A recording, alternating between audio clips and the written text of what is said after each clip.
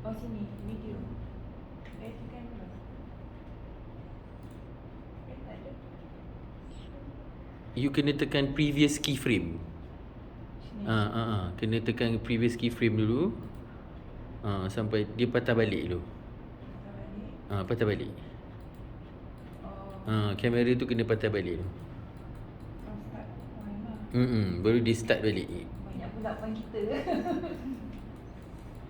Baru kita boleh play dia. Dah sampai tu dah memang yang pertama kan? Ini yang pertama. Boleh play. Play. Play kena guna yang walkthrough punya. Walkthrough tu, walkthrough kat tepi tu. Kena klik walkthrough kat tepi tu.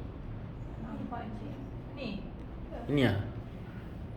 Ini kena klik. Klik. Boleh. Boleh. Escape dulu. No. Yes. Stop.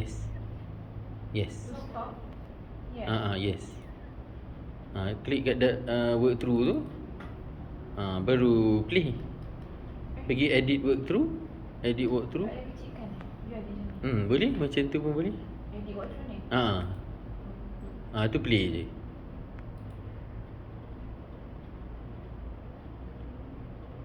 Oh, tadi Kalau nak dia yang ada warna punya, boleh tukar kat sini. Ni.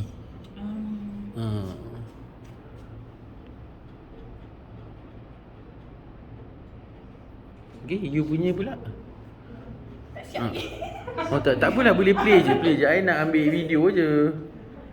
Dekat walkthrough. Walkthrough. Okay, double click walkthrough dulu. Apa yang nampak ni atas.